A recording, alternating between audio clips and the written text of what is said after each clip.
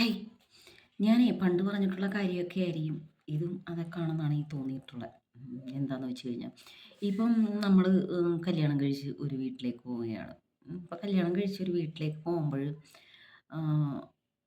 നമ്മുടെ വീട്ടിലെ നമ്മുടെ അച്ഛനും അമ്മയും അല്ലെങ്കിൽ നമ്മുടെ സഹോദരങ്ങളും എങ്ങനാണോ അതേപോലെ തന്നെ അവിടെയുള്ള ആ വീട്ടിലുള്ള അച്ഛനും അമ്മയും ആ സഹോദരങ്ങളെയും നമ്മളുടെ സ്വന്തമായിട്ട് നമ്മുടെ വീട്ടിൽ നിന്ന് ആരൊക്കെ ഉണ്ടായിരുന്നു, നമ്മളെങ്ങനാണ് നമ്മുടെ വീട്ടിൽ ജീവിച്ചിരുന്നത് അതേപോലെ തന്നെ നമ്മൾ കല്യാണം കഴിച്ച വീട്ടിൽ നമുക്ക് പെരുമാറാൻ കഴിഞ്ഞാൽ പ്രശ്നമൊന്നും നമുക്ക് ഉണ്ടാവത്തില്ലെന്നാണ് എനിക്ക് തോന്നിയിട്ടുള്ളത്.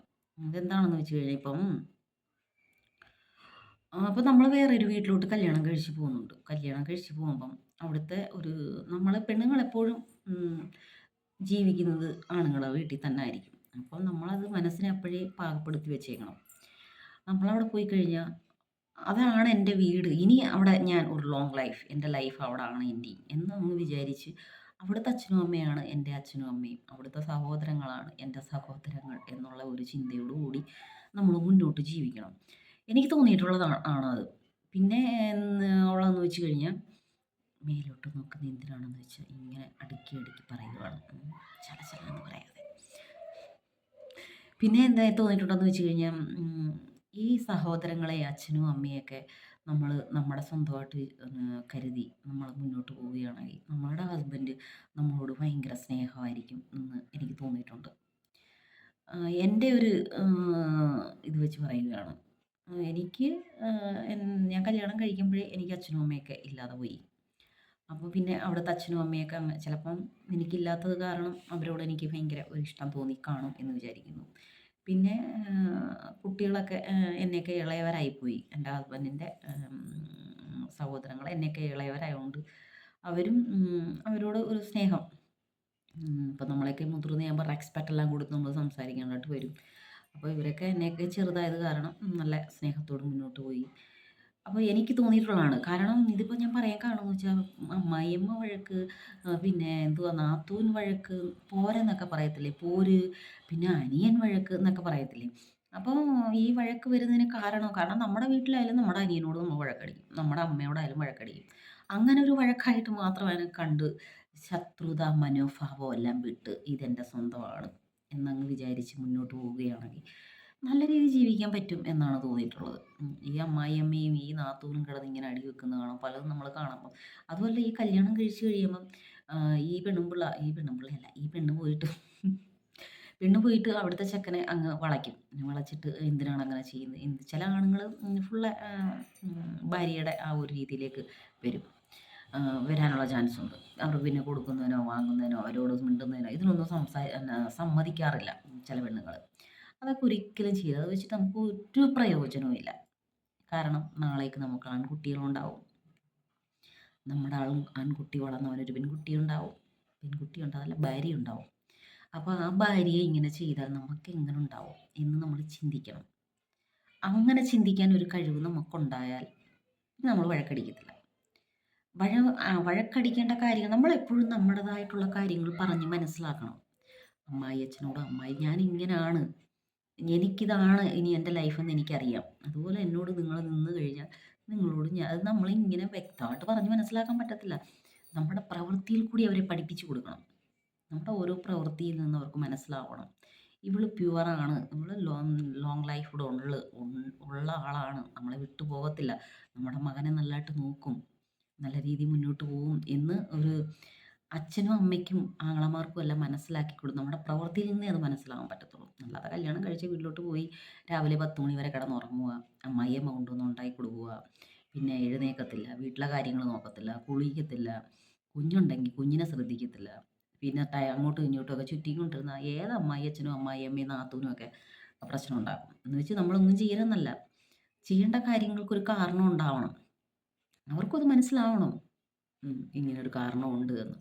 അപ്പോൾ എല്ലാവരെയും ബോധ്യപ്പെടുത്തിയാൽ നമ്മൾ എല്ലാവരെയും ബോധ്യപ്പെടുത്തി മാത്രമേ ജീവിക്കാൻ പറ്റത്തുള്ളൂ. ആരെയും ബോധ്യപ്പെടുത്താതെ ജീവിക്കാൻ പറ്റത്തില്ല. നമ്മുടെ വീട്ടിലായാലും അങ്ങനെയാണ്. ഒന്ന് ചിന്തിച്ച് നോക്കി. നമ്മൾ വീടിന് വെളിയിലോട്ട് പോകുമ്പം അച്ഛനും അമ്മയോടും വലിയ ആങ്ങളമാരാണെങ്കിൽ അവരോട് ഞാനിവിടെ പോവാണ്, അല്ലെങ്കിൽ ഞാനത് ചെയ്യുവാണ്, അല്ലെങ്കിൽ എനിക്കിങ്ങനെ ചെയ്യാൻ ആഗ്രഹമുണ്ട് എന്ന് അവരോട് പറയുന്നില്ലേ? അതുപോലെ തന്നെ അവിടെ പോയി കഴിഞ്ഞ് ഭർത്താവിൻ്റെ വീട്ടിൽ പോയി കഴിഞ്ഞിട്ട് അവരോടും പറയാൻ നമ്മൾ ശീലിക്കണം. ശീലിച്ചു കഴിഞ്ഞാൽ കാരണം നമുക്ക് സന്തോഷമേ അതിൽ നിന്നെല്ലാം കിട്ടത്തുള്ളൂ. കുറച്ച് വിട്ടുവീഴ്ചയെന്ന് വെച്ച് കഴിഞ്ഞാൽ നമ്മുടെ മാനാഭിമാനങ്ങളും, നമ്മുടെ സന്തോഷങ്ങളും എല്ലാം നഷ്ടപ്പെടുത്തിക്കൊണ്ടുള്ള വിട്ടുവീഴ്ചയല്ല. അതല്ല മറ്റുള്ളവർക്ക് സ്നേഹം കൊടുത്ത് സ്നേഹത്തിൽ നിന്ന് നേടിയെടുക്കുന്നത്. അല്ലാതെ നമ്മള് പലതും നഷ്ടപ്പെടുത്തിക്കൊണ്ട് ആവരുത്. അങ്ങനെ ചെയ്യാൻ ശ്രമിക്കുക. അങ്ങനെ ശ്രമിച്ചു കഴിഞ്ഞാൽ നമ്മുടെ ഭർത്താവും, നമ്മുടെ കുടുംബവും ഒരു തലമുറ വരുമ്പം ആ തലമുറ എപ്പോഴും എല്ലാവരും നമ്മുടെ കൂടെ തന്നെ ഉണ്ടാവും എന്നാണ് എനിക്ക് തോന്നിയിട്ടുള്ളത്. ഉം. പണ്ട് ഇക്കാര്യം ഞാൻ പറഞ്ഞിട്ടുണ്ടെന്ന് തോന്നുന്നു. എന്നാലും ഒന്നും കൂടെ പറയാം എന്ന് വിചാരിച്ചു. ഭർത്താവിന് നമ്മളോട് ഭയങ്കരമായിട്ട് സ്നേഹം ഉണ്ടാവണമെങ്കിൽ തീർച്ചയായിട്ടും അദ്ദേഹത്തിൻ്റെ അച്ഛനും അമ്മയും സഹോദരങ്ങളെയും നമ്മൾ സ്നേഹിച്ചിരിക്കണം. തീർച്ചയായിട്ടും സ്നേഹിച്ചിരിക്കണം. അമ്മായിയമ്മയെ അമ്മായി അച്ഛനെയൊക്കെ പാച്ച തെറി വിളിക്കുവാണെങ്കിൽ നമ്മുടെ ഭർത്താവ് സ്നേഹിക്കത്തേയില്ല. അങ്ങനെ ജസ്റ്റ് സ്നേഹിക്കുവാണെങ്കിൽ ആ മകൻ അവരെ സ്നേഹിക്കുന്നില്ലെന്നർത്ഥം. എങ്ങനെയെങ്കിലും ഒരുത്തിയെ കിട്ടി ഓടിപ്പോകാമെന്ന് വിചാരിച്ചിരിക്കുമായിരുന്നു എന്നായിരിക്കും. കാരണം ചിന്തിച്ചു നോക്കിയോ, ഒരു മകനെയായാലും ഒരു മകളെയായാലും എന്തുമാത്രം പല്ലി പറഞ്ഞു എന്തുമാത്രം കഷ്ടപ്പെട്ട് വളർത്തിക്കൊണ്ടുള്ള അതിൻ്റെ ഒരു പാട് അത് നല്ല മനസ്സിലാക്കുന്ന മക്കളൊക്കെയാണെന്ന് വെച്ചോ, അച്ഛനും അമ്മയൊന്നും വിട്ടു പോകത്തേയില്ല അവരൊരിക്കലും. അപ്പം അങ്ങനെ നമ്മൾ കൊണ്ടുവരുമ്പോൾ ഇവിടുന്ന് ഒരു പെണ്ണ് വരുന്നു, അല്ലെങ്കിൽ ഇവിടുന്ന് ഒരു ചെക്കനെ കണ്ട അവൻ്റെ കൂടെ അങ്ങ് പോകുന്നു. ഈ അടുത്ത കാലത്ത് അത് തന്നെ അങ്ങ് നടക്കുക. ഇത് ഇത്രയും നല്ലതായിട്ട് പഠിപ്പിച്ച് കൊണ്ടുവന്ന് എല്ലാം കൈ വളരുന്നോ കാൽ വളരുന്നോ എന്ത് പഠിക്കണോ ഏത് ജോലി വേണോ ഏതവൻ്റെ കൂടെ കല്യാണം കഴിപ്പിക്കണോ എന്ന് ഇങ്ങനെ പ്ലാൻ ചെയ്ത് വെച്ചേക്കുന്ന അച്ഛനും അമ്മയൊക്കെ വലിപ്പിച്ചുകൊണ്ട് ഏതവനെങ്കിലും കണ്ട അവൻ്റെ പിന്നാലെ അങ്ങ് പോവുക. എന്ത് കാര്യത്തിന് പോന്നേ? പ്രേമോ? ഒരു നിമിഷം പ്രേമം. പ്രേമത്തിനെല്ലാം തരാൻ പറ്റത്തില്ല. പ്രേമത്തിന് അനുഭൂതികൾ മാത്രമേ തരാൻ പറ്റത്തുള്ളൂ.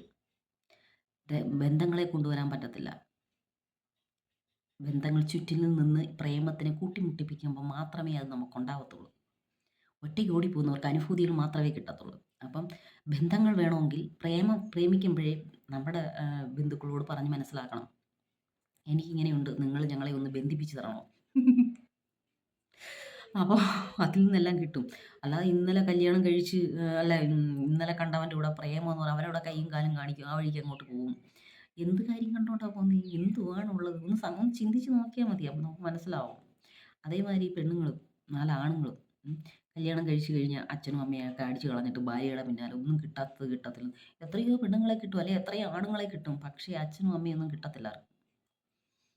ഒരിക്കലും കിട്ടത്തില്ല. അപ്പം നമുക്ക് ഉള്ളിടത്തോളം കാലം നമ്മുടെ അച്ഛനും അമ്മയും നമ്മുടെ സഹോദരങ്ങളും നിങ്ങളൊക്കെ ഒന്ന് ആലോചിച്ച് നോക്കണം. എൻ്റെ കുട്ടികൾ, എൻ്റെ മോനൊക്കെ എന്നോട് പറയും, എനിക്ക് ഫ്രണ്ടെന്ന് വെച്ചാൽ ജീവനാണ്.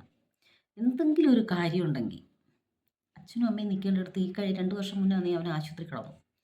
അവനൊരാഴ്ച കിടന്നു, ഉടനെ തന്നെ ഞാനും കിടന്നു. ഡെങ്കുപ്പനിയായിരുന്നു. അപ്പോൾ അവന് ഇഷ്ടംപോലെ സുഹൃത്ത് ബന്ധങ്ങളുണ്ട്. അപ്പം ആരും വന്നില്ല. ആരും വന്നില്ലെന്നല്ല, ഇവരോടെല്ലാം പറയാൻ അവന് നാണക്കേട്. ഡെങ്കു കാച്ചിൽ നാണക്കേടാണ്. അപ്പം ഡെങ്കുപ്പനി ഇങ്ങനെ നാണക്കേടാണ്. അപ്പം ചുറ്റിനും നിന്ന് എല്ലാ കാര്യങ്ങളും ചെയ്യാൻ ഞങ്ങൾ മാത്രമേ ഉള്ളായിരുന്നു. അപ്പം നമ്മളോട് പറയാൻ പറ്റും. ഫ്രണ്ടിനോട് പറയാൻ, കൂട്ടുകാരോട് പറയാൻ നാണക്കേട്. അപ്പം അതെന്ത് കൂട്ടുകാർ? അപ്പോൾ ആലോചിച്ച് നോക്കണം. നമുക്ക് എന്തെങ്കിലും കഷ്ടങ്ങളോ അല്ലെങ്കിൽ നമുക്ക് നമ്മുടെ ബന്ധത്തെ പോലെ വേറെ ഒന്നുമില്ല. എല്ലാവരും പറയുന്നുണ്ട് സുഹൃത്ത് ബന്ധം എന്ന്. അതൊക്കെ ചുമ്മാതാണ്. ഇപ്പം തന്നെ ജസ്റ്റ് ഒരു നല്ല ഫ്രണ്ടും നല്ല 2 പെണ്ണുങ്ങളാന്ന് വെച്ചു. ഒരു ഫ്രണ്ടിന് ഭയങ്കരമായിട്ട് എന്തെങ്കിലും ഒരു ബാധിപ്പ് ഏർപ്പെട്ടു, എന്തെങ്കിലും ഒരു പ്രശ്നം ഉണ്ടായി. അവിടെ പോയി കരഞ്ഞ് നിന്ന് നിൽക്കാനുള്ള ഏറ്റവും നമ്പർ 1 ആയിട്ട് നിൽക്കുന്ന അമ്മ മാത്രമായിരിക്കും. അമ്മ കൂടെ തന്നെ അച്ഛനും അമ്മയും സഹോദരനും കൂടെ അവർ നിൽക്കും. പക്ഷേ നെഞ്ച് നീറി കരയുന്നത് അമ്മ മാത്രമായിരിക്കും. അതായിരിക്കും ഒറിജിനൽ കരച്ചിൽ. ഇപ്പം ഞാനൊരു അമ്മയായതുകൊണ്ട് പറയുകയല്ല. ആ അമ്മ നമുക്കതറിയാം. അത് മനസ്സിലാക്കണം. ഈ പെൺകുട്ടികളൊക്കെ ആയാലും സ്ത്രീകൾ ഫസ്റ്റ് മനസ്സിലാക്കേണ്ട കാര്യമാണ്. നമ്മുടെ രക്തബന്ധം പോലെ ഒന്നുമില്ല. ഞാൻ ഈ 2 ദിവസം മുന്നേ ഒരു കാര്യം പറഞ്ഞിട്ടുണ്ടായിരുന്നു. ഈ അടുത്തവനെ കണ്ടാൽ കുഞ്ഞുങ്ങളെയെല്ലാം കളഞ്ഞിട്ട് ഓടിപ്പോകുന്നത്. അതെന്ത് സുഖേടാന്ന് ഇപ്പോഴും എനിക്ക് ചിന്തിച്ചിട്ടത്. അങ്ങനെയുള്ള ആൾക്കാരോടൊന്ന് സംസാരിച്ച് നോക്കണം. ഞാൻ ചിലപ്പോൾ ആണുങ്ങളോടൊക്കെ ഇതിനെക്കുറിച്ച് സംസാരിക്കാറുണ്ട്. കാരണം പലരും അത് നമ്മളോട് പഞ്ചാരയും ചക്കരയൊക്കെ പറയുമ്പഴേ ഞാൻ ചോദിക്കാറുണ്ട്. ഞാനൊരു വൈഫല്ലേ, എന്നെ കണ്ടിട്ട് നിങ്ങൾക്ക് എന്താണ് ഇങ്ങനെ പറയാൻ തോന്നുന്നത്? കാരണം അപ്പോൾ അവർ പറയാറുണ്ട്. "എൻ്റെ ഭാര്യയുണ്ട്, എന്നോട് മിണ്ടത്തില്ല.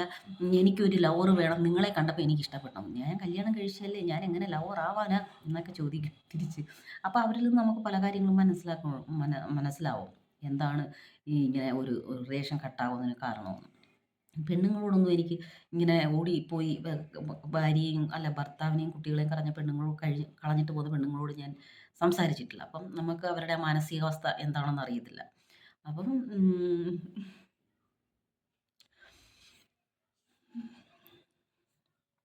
എനിക്കത് ഇങ്ങനെ ആലോചിക്കുമ്പോഴേ അങ്ങ് ചിരിയാ വരുന്നത്. പാവം തോന്നുന്നതിനേക്കാൾ കൂടുതൽ. കാരണം ഈ വൃത്തികെട്ട സ്ത്രീയിൽ നിന്ന് ആ 2 കുട്ടികൾ രക്ഷപ്പെട്ടു എന്നാണ് എനിക്ക് തോന്നാറുള്ളത്.